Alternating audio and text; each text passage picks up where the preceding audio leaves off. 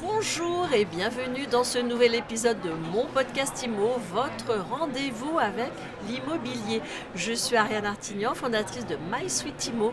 On est au congrès de la FNAIM, au congrès IMO FNAIM au Carrousel du Louvre et j'ai le plaisir de recevoir deux éminents représentants de la FNAIM. Emmanuel Chamba, bonjour. Bonjour Ariane. Vous êtes secrétaire général de la FNAIM, past président de la FNAIM du Nord. C'est bien ça. William Siksik, bonjour. Bonjour Ariane. Alors vous êtes au bureau exécutif de la FNAIM et vous êtes président aujourd'hui de la FNAIM Côte d'Azur. C'est ça. Je précise vos implantations régionales parce qu'on est là aujourd'hui pour faire un état des lieux du marché. Et bien on va parler du nord de la France, du sud de la France. Et on va voir s'il y a des synergies, des éléments de lecture qu'on va retrouver dans un cas et dans l'autre. Pour commencer, un état des lieux du marché fin 2024. Comment elle s'est passée cette année ? L'année 2024, dans le Nord, a subi les mêmes contraintes que le marché national. La particularité sur l'île, c'est qu'on a aussi beaucoup d'investisseurs, beaucoup de petites superficies, un marché étudiant assez dynamique. Donc pour ce marché-là, ça s'est relativement bien tenu. Pour le marché de l'accession de la résidence principale, ça a été plus compliqué parce que bien évidemment les taux d'intérêt ont rendu un peu plus compliqué l'accès au logement. Une année, on va dire, mitigée, donc pour laquelle on espère le rebond l'an prochain. Alors est-ce qu'on dit la même chose dans le sud, William ? Dans le sud, c'est un marché un peu plus particulier. On est passé en 10 ans de 18 000 à 33 000 ventes. Et là, sur ces 2 dernières années, on est passé de 33 000, 25 000 et cette année, on va être à 23 000. Donc un volume des ventes qui a baissé mais qui s'est aujourd'hui stabilisé et des prix par contre qui n'ont à aucun moment baissé. Ça, c'est dû à l'attractivité de notre région, à un aéroport en centre-ville, mais aussi à des maires courageux qui ont entrepris une rénovation urbaine qui a fait qu'aujourd'hui, sur la Côte d'Azur, on n'a pas un marché mais des marchés. Par exemple, la clientèle étrangère ne représente que 11% du marché. C'est surtout une clientèle achat-revente, mais aussi une clientèle qui vient des grandes métropoles. Le seul bémol, c'est la clientèle primo-accédant qui, par l'effet de l'augmentation des taux, a été écartée du marché.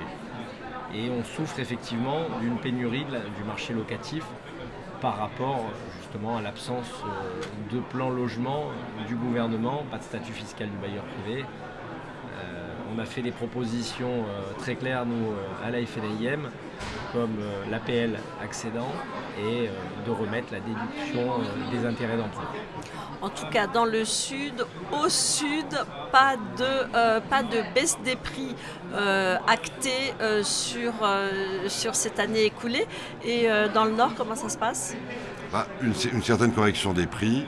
Bien évidemment, les meilleurs emplacements, le cœur de l'île, du Vieux-Lille, restent étals, mais ne progressent plus. Et plus on s'éloigne de la métropole régionale, de l'île, plus en effet les prix ont dû se corriger pour permettre aux acquéreurs de venir se positionner.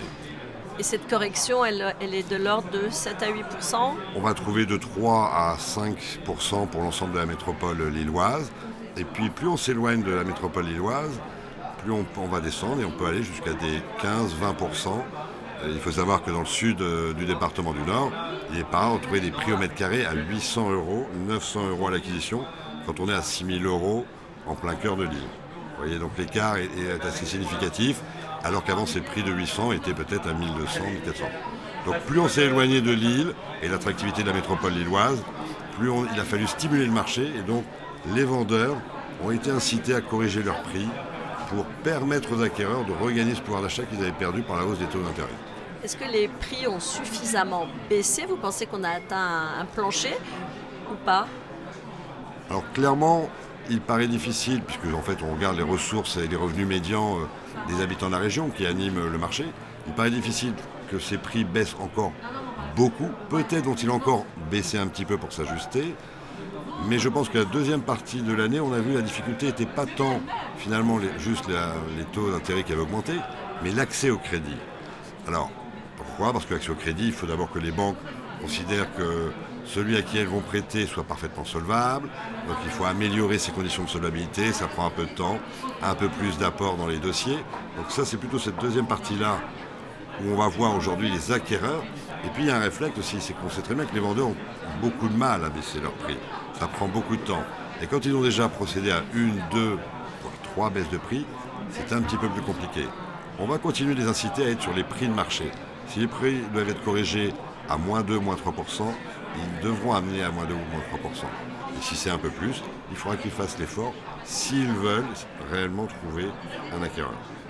La dynamique des prix, William, dans le sud, en région PACA, elle va rester comme elle est, ou alors on va commencer à avoir des baisses en se disant peut-être que le marché va commencer à corriger seulement maintenant si l'activité économique ne repart pas mieux que ça? Non, des baisses, je ne prévois pas de baisse, tout simplement parce qu'on manque de produits. C'est aussi dû au fait qu'on construit pas, voire peu. Le dispositif ZAN, zéro artificialisation nette, sur la Côte d'Azur en est une des premières causes, et l'absence de délivrance de permis de construire aussi. Donc l'arrêt du Pinel momentané qui durait depuis 38 ans est un mauvais signal. Mais les prix, non, parce qu'on a cette demande qui reste très forte. Donc malheureusement, les prix ne peuvent pas baisser. C'est pour ça d'ailleurs qu'on porte la proposition de notre président fédéral sur la portabilité, la transférabilité des prêts, notamment pour les primo-accédants. Quel est le moral de vos adhérents dans chacune de vos régions aujourd'hui, avec cette crise quand même qui a plombé en tout cas le nombre de ventes ces derniers mois? Sur la Côte d'Azur, très dynamique. On est une chambre avec 42 administrateurs.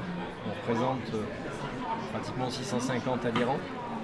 Et c'est vrai qu'il y a ce dynamisme. Ils veulent se former pour être beaucoup plus performants face à la concurrence. Et sur le terrain, on voit des agents immobiliers FNAIM qui sont très heureux de pouvoir conseiller les actifs pour pouvoir se loger. Donc pas de fermeture cette année dans vos rangs? On a eu très peu de fermetures. Bien évidemment, c'est compliqué. Et c'est pour ça d'ailleurs que ce soit la fédération ou nos chambres, on est là pour aider nos adhérents qui sont en difficulté. La difficulté, elle est souvent quand on a une mono-activité. Les personnes ne font que de la transaction. Mais la plupart en ont 2 voire 3. L'administration de biens ou syndic de copropriété.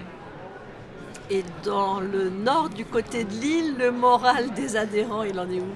Le moral des nordistes en général est toujours combatif, très combatif et très travailleur. Et surtout, bien évidemment, les adhérents de la FNAIM, de la Chambre du Nord, qui est une chambre très dynamique, en plein développement, qui a aussi le soutien de la fédération, et c'est important de le savoir. Donc ça veut dire qu'en effet, l'articulation entre la fédération et les chambres marche très très bien. La fédération est venue au soutien des adhérents. Et puis, dans le premier soutien, c'est la formation, la compétence, l'amélioration, le professionnalisme.